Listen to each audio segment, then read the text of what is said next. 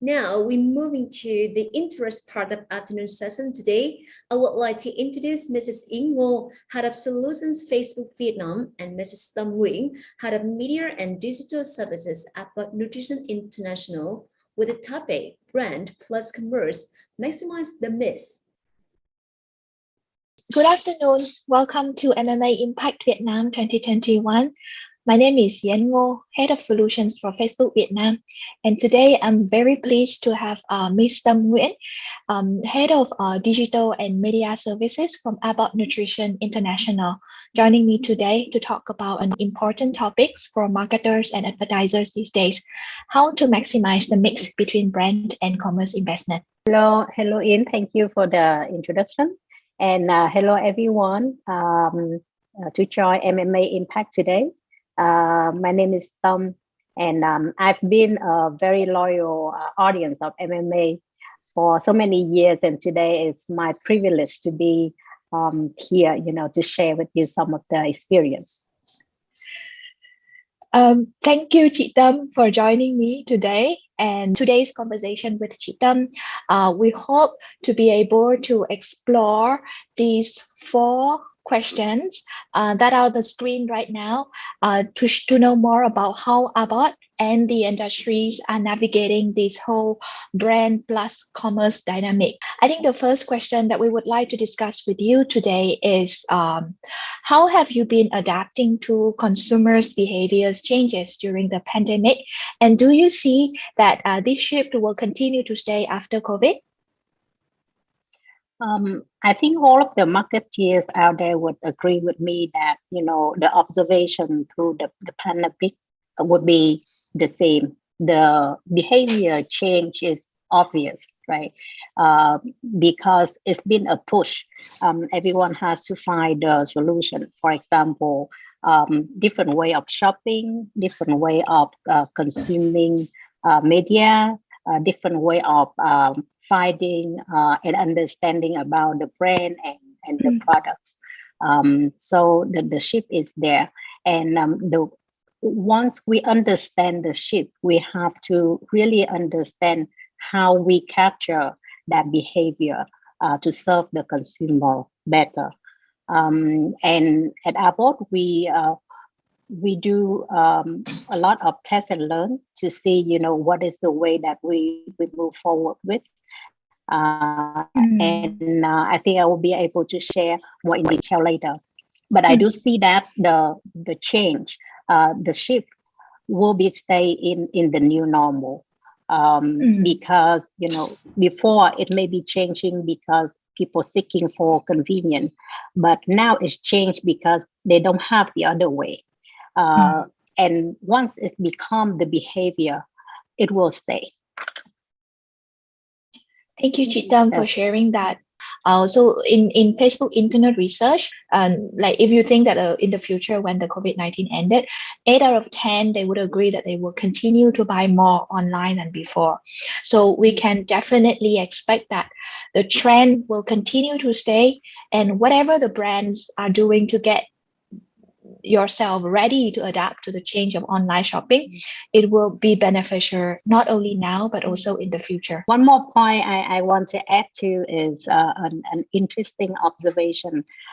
It's not only millennial generation, right, or younger generation, but we do see that it's expand to different group of audience, of user as well, because as I say, because of the change, people have to find solution. And once they do that, they find it more convenient. For example, my mom, right? She used to ask me to order thing online for her, but now she actually doing that by herself, and she enjoying doing that. So I think that behavior will stay with her. Yes. Yeah. And also buying the first purchase online previously may be a big consideration, because for online you cannot touch the product. You don't know how to judge the product. But now with good product, a good brand online from good company, user are actually putting more confidence toward the way of purchase online already. Yeah. Do you see the same when it comes to nutrition product in Abbott as well? Are people more confident in buying their first nutrition product? Yeah.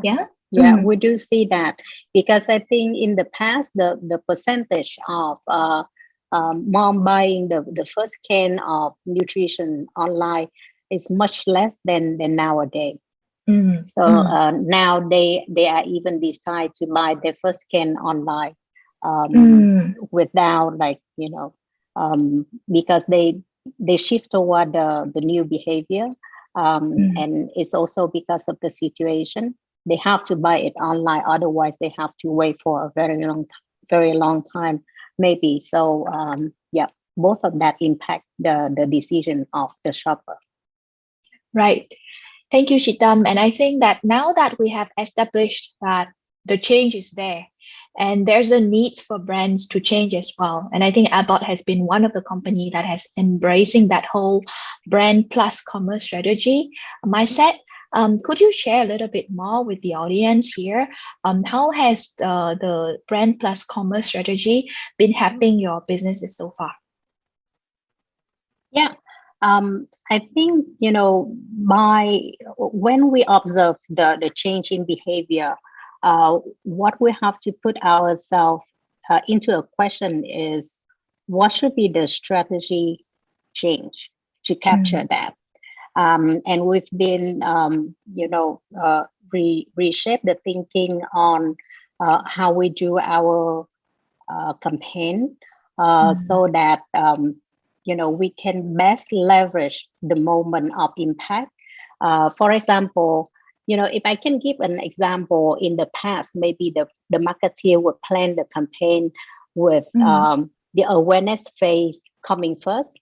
And then after that, they may think of the consideration, and then the trial. But now, at the moment of impact, when the consumer being engaged with the brand and the awareness already, they may be already making a decision to do the trial. So how do we capture that? And I think that puts ourselves toward the shift in strategy of blending the brand and the commerce in the campaign together.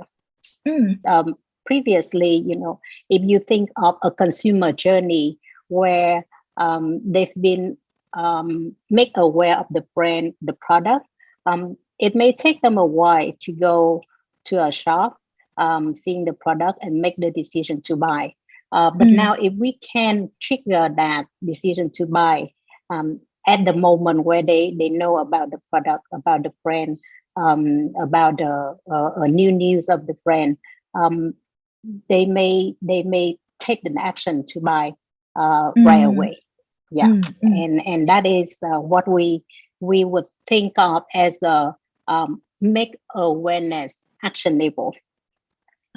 Okay, that is very interesting. The idea of make the awareness campaign actionable. I think on the screen right now is actually one of the example campaigns that we have done together, Facebook and Abbott have done together. Could you share a little bit more on the way you approach this and what do you think about the strategy? Yeah, so we partner with Facebook to do the pilot for one of our nutrition brand. Where we plan in the awareness part, and together with that, we are boosting the lead generation, meaning trigger the need of some consumer where they want to try the product when they know about the brand ad. And by doing that, we do the test and we do see the significant outcome of a sale of doing awareness alone and doing the lead chain alone versus the sale that combine awareness and lead chain together. It do have a lift in action intent. Thank you, Chitam. And I think this is one of the many studies that we have done in Facebook as well. And then we have already learned that by combining brand plus lower funnel campaigns, we can actually manage to increase, for example, top of mind awareness by 7 times versus just running a brand campaign alone. And not only that, so this is one another study that we did in which we combined brand plus a collaborative ads. So Abbott's example was combining brands plus lead generation. This is a study that combining brands plus collaborative ads, and we realized that it has actually helped to lift the omni-channel sales by 1.3 times versus just running collaborative ads alone. So we can really see that there's a halo effect for brands plus commerce when you add them together on both online and offline sales. And we kind of see a direction, a first study to show that when brand ads actually help to drive awareness and trial, the lower funnel ads, when it comes to lead gen or collaborative ads, actually helps to drive loyalties as well. So it has to expand that whole user base that brands would like to target for their campaigns. So because of all the example that Chitam has shared and all the learning that Facebook has put together, we can really see that brand and commerce should be thought of as a pair, regardless of the phase of the campaign, whether it's a launch or whether it's always on. We think that missing any of these at any point in time would actually create a missed opportunities and missed brand resonance for the brand. So that's how we should be thinking of brand plus commerce. So, chị Tâm ơi, now that we have understand that you guys, Abbott, have moved towards that brand plus commerce in your media strategy, I think the question that everybody would have in mind is how best to find the right balance for brand plus commerce in your media plans. How do you know how much money to put in each of these two buckets? Yeah, that is interesting question. But I have to say though, I don't really have a magical mix for that. I think it's more of a marketeer, when we plan and we do see the opportunity, we have to first put in the percentage of test and learn.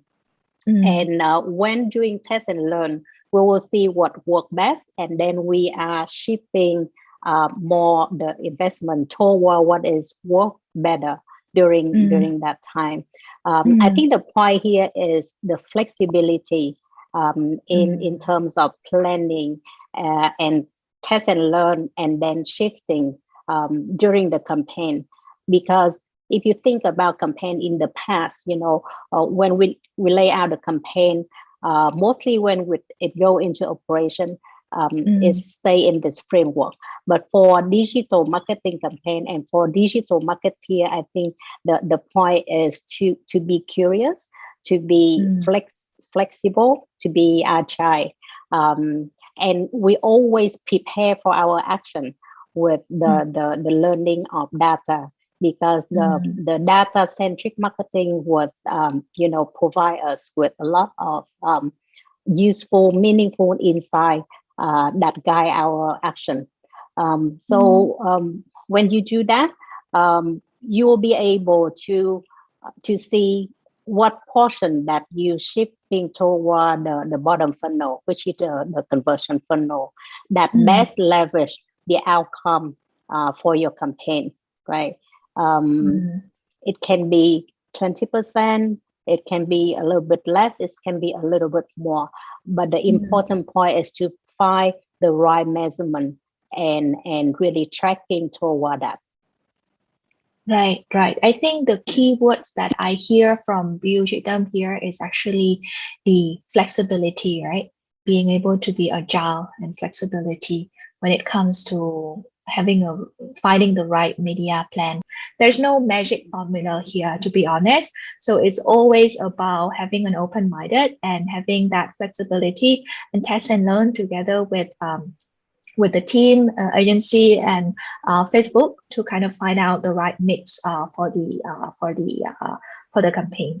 Now that we have kind of guided people to the importance of brands and commerce, guided them on how they should think about budget split, I think a lot of brands would maybe start thinking that, hey, maybe I should do brand plus commerce, because it's such an important topic, but it is so new that maybe all of us are also trying to figure out. So, chị Tâm ơi, do you have any tips to brands that are thinking of or starting the journey of brand plus commerce during this time? I'm not sure if I would call it tips. I think it's just summary of what we've been doing, test and learn, and what we can share. Right? I think the first and foremost point would be quick and be agile in terms of capturing the change in the behavior, and put that in your thinking toward the change in strategy, digital marketing strategy. Right?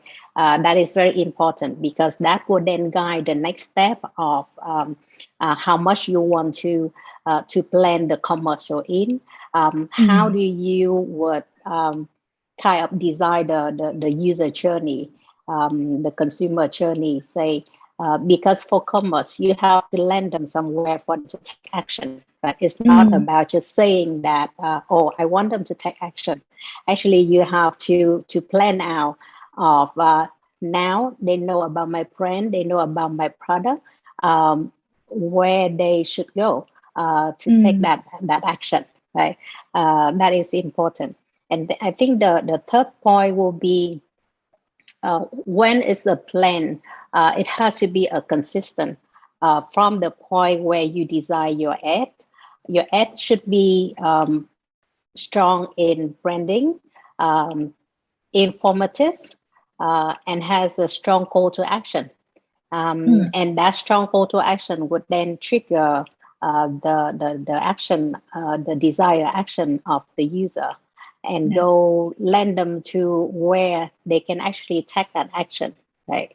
And that not all, because the destination where you land them to, whether it's on your brand website or whether it's on your e-commerce platform or on your own store, it has to be consistent, because if they land there and they don't see consistent information or the call to action that you show to them, then they may not consider that purchase.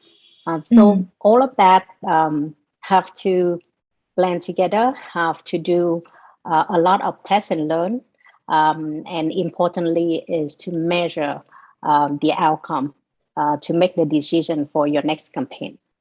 Thank you, chị Tâm. And I think one of the theme that is consistent when it comes to your advice from the first question is actually being able to measure it, right?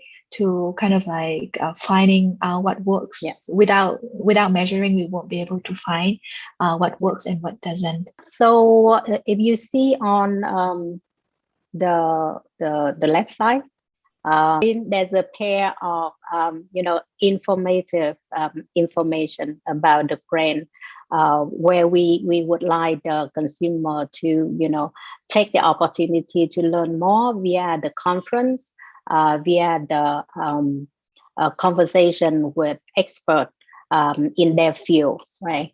And then on the other side, consistently is where we would like the consumer to consider the opportunity of trying the product, because after they learn about the product, they hear or they have the conversation with the expert, their consideration may be very high already, and that is where we would like them to take the action to trial the product.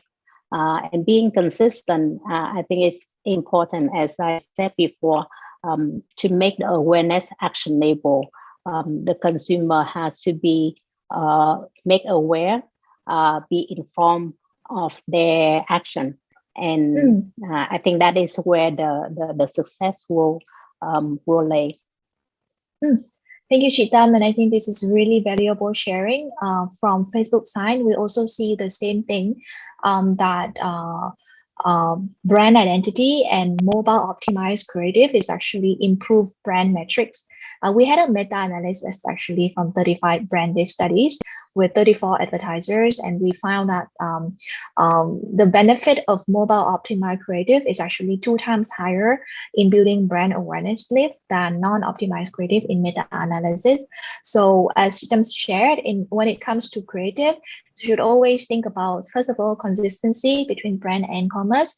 Second of all, take all opportunities with consumer as a branding opportunity, regardless of whether it is branding ads or commerce ads. Think of the creative as actionable as possible, and also design for mobile optimized creative. I think those are the 4 things that we can definitely pay attention to when we think of approaching brand plus commerce creative. Thank you, Chitam, so much. And I think that has concluded our discussion today. Today, we have learned that a right balance mix between brand and commerce could give both brand lift in top of mind as well as sales lift a boost. Is a way for a brand to increase user base. And when approaching that, you should always think about a flexibility mindset, seasonality, as well as think of your brand identity, consistency of brand identity, and actionable content when it comes to brand and commerce. Thank you, Chitam, very much for sharing us these valuable insights that all of the business can learn and adapt themselves to thrive during this difficult time. And thank you, everyone, for watching. I should say thank you for the opportunity to share, right? And I wish everyone stay well, stay healthy, while grabbing the opportunity, to do new things for your work. Thank you, Chitam. I wish you all safe as well, and wish Abbott continued success in the future. And to everyone, stay safe. Thank you.